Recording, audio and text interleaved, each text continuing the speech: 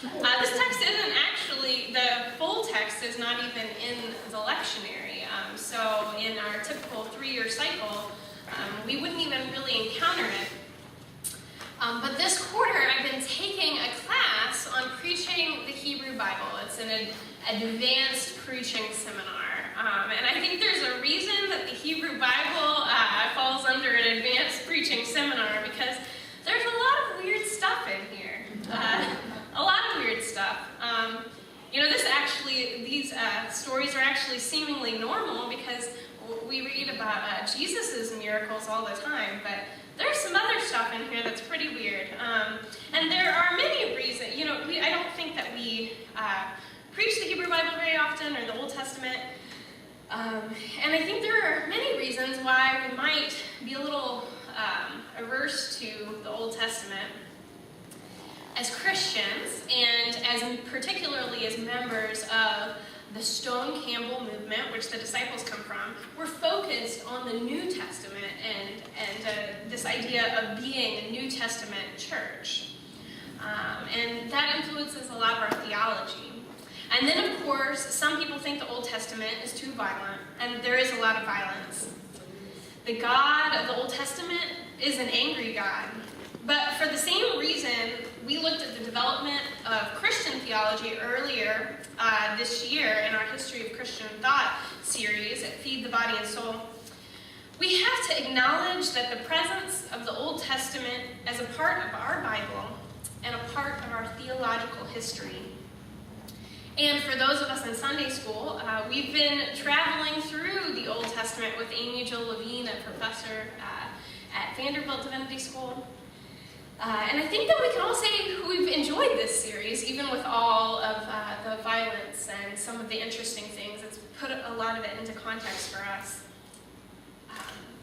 So the book of Kings, 1 Kings and 2 Kings, are actually, were one book at one time, and were split through the course of editing and putting together the Bible.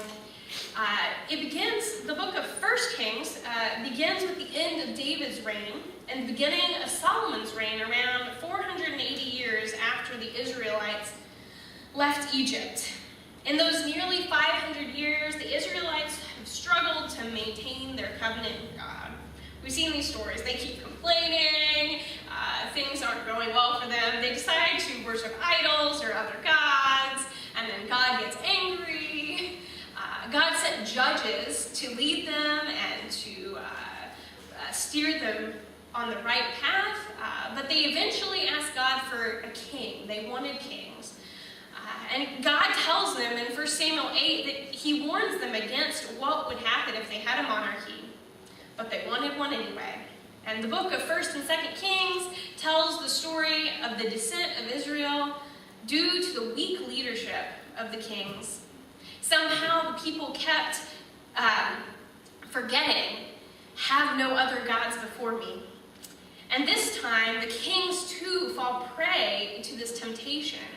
People keep worshiping the Canaanite god Baal.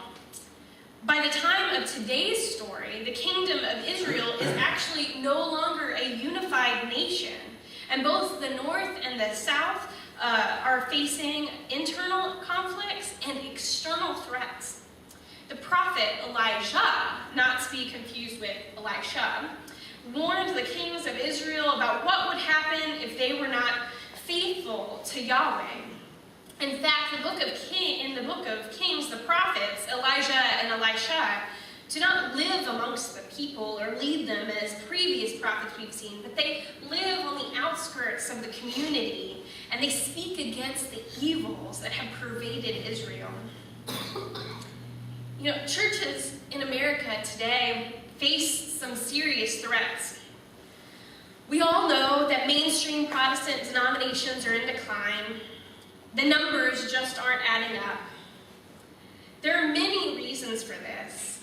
People are disenchanted with church and past hypocrisy. There are other alternatives for community, other alternatives for things to do on Sunday mornings. Changing ideas of what it means to be a member of something. This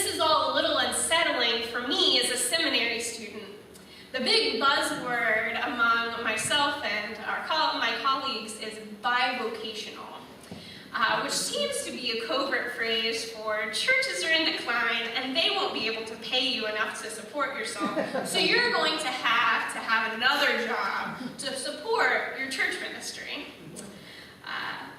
Now, most people don't go into the ministry for the money, but being able to support a family is a huge concern for a 20-something seminary student like myself.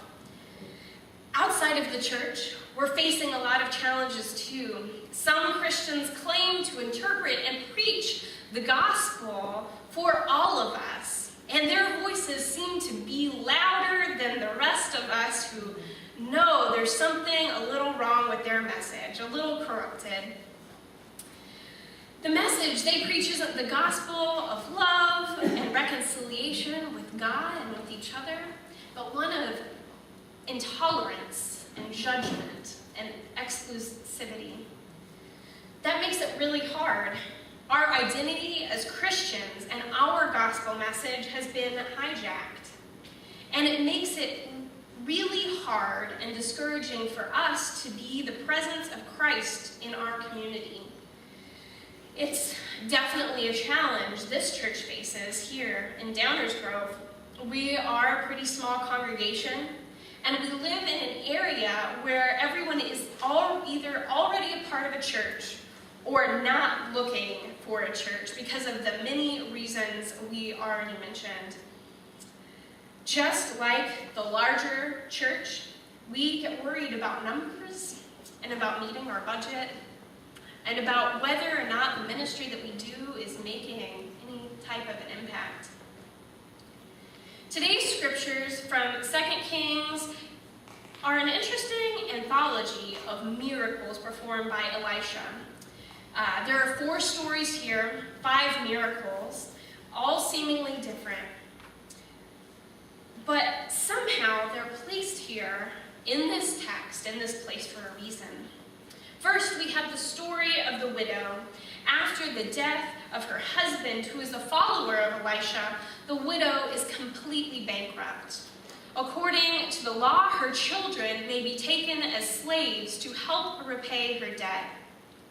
She has nothing at all except for a single jar of oil. Elisha sends her and her sons out to borrow as many jars as they can from their neighbors.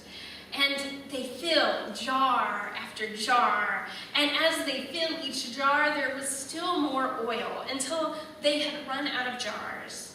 The widow then had enough money to pay off her debts as well as to continue to live off of. Here in his first miracle, Elisha brings new life for this family out of poverty. In the next story, we have 2 miracles. Elisha travels through Shunem and eats at the house of a certain wealthy woman and her husband. Because this woman knows Elisha to be a holy man of God, she convinces her husband that they should set up a room for him. They actually build a separate room in their house so that he may stay there when he passes through. And unlike the other woman, she doesn't ask Elisha for help. She is wealthy enough to host Elisha and build the room for him to stay in, and she doesn't really need anything of him. But because of her generous and faithful hospitality, Elisha wants to offer her something, and he discovers she has no son and that her husband is very old. We know in the ancient world that women's status was dependent on their roles as mothers and their ability to bear a son.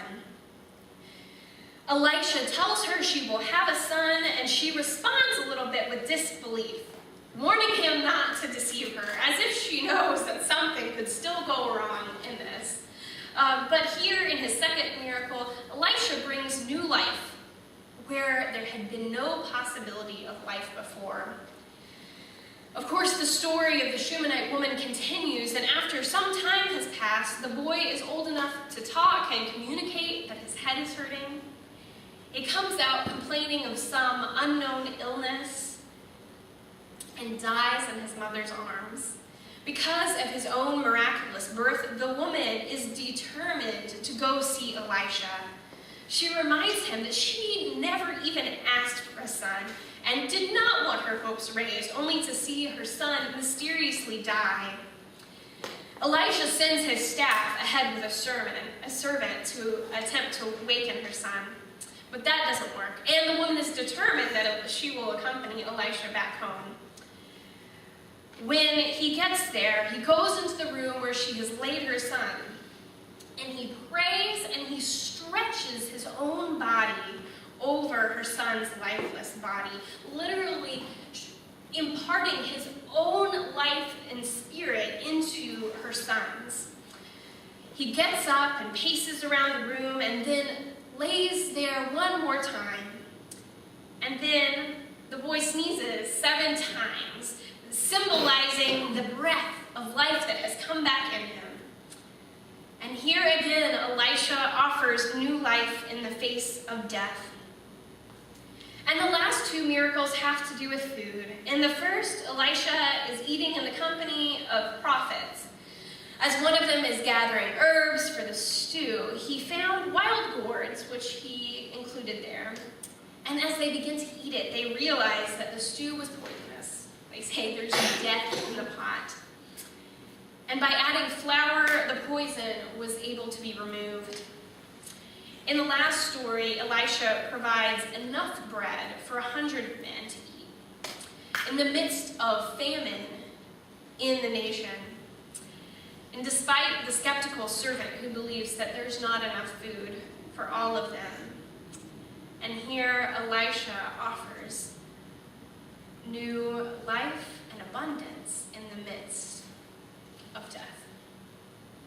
These stories are placed towards the beginning of the narrative of Elisha's ministry as Elijah's successor. Just 2 chapters earlier, we see Elijah taken up in the whirlwind with the chariot of fire. That story always amused me when I was a kid. I just didn't understand how someone could just be taken up. While several of these miracle stories are actually also similar to some of Elijah's miracle stories. It's possible that there might have been some literary borrowing among these stories of Elijah and Elisha, maybe perhaps to serve to establish Elisha as Elijah's rightful successor. If he can perform the same miracles that Elijah can, he truly is the successor as the man of God. These stories show Elisha as a man of God who is able to channel power over death and life, over poverty and abundance. Each of these miracles performed is different circumstances, different needs, different outcomes. These stories are independent of each other. There doesn't seem to be a clear timeline here. In the case of the Shunammite woman, this entire story took the place of perhaps 10 years. Unlike Elijah's miracle stories, which fit in the larger timeline of the narrative of Israel's God's superiority to the god Baal. The purpose of Elisha's miracle stories isn't really relevant to what's going on right here in the story. These, however, are set amidst the larger backdrop of the narrative of 2 Kings. In the midst of conflict and famine, lots of violence, we see Elisha's ministry on a smaller scale. We see the individual relationships with Elisha and his own desire to help people in their individual problems. Bankruptcy, barrenness, death, bad food, not enough food. Even of these miracles, while quite different, allow to glorify God's greatness and power. It shows concern for the individual Israelites at a time when there was so much concern about the larger nation of Israel, which much of the narrative focuses on. The king's narrative was also written in a time when Israelites were in exile. This history was written for them to remind them that God still cares, and these individual stories would serve to remind them that in the midst of the diaspora across the region, that God still cared for each person. Our churches and even our nonprofits are often focused on the bigger picture, the larger image of what's going on and of the things in ministry we do. And it makes sense. We live in a world that is constantly crunching numbers, always conscious of the bottom line, where we need money to do everything, including ministry. I worked for a social service agency in Houston called Christian Community Service Center. It's supported by an ecumenical coalition of about 40 churches in inner city Houston. And they had a variety of services, including a food bank, a clothing closet, financial assistant, youth services, and vocational training. I was the interim director of their job readiness program, which helped unemployed and underemployed people gain the skills they need to find and keep a job. Just like any organization with investors this time, the churches who were funding our ministry, I had to report monthly statistics about the services we provided.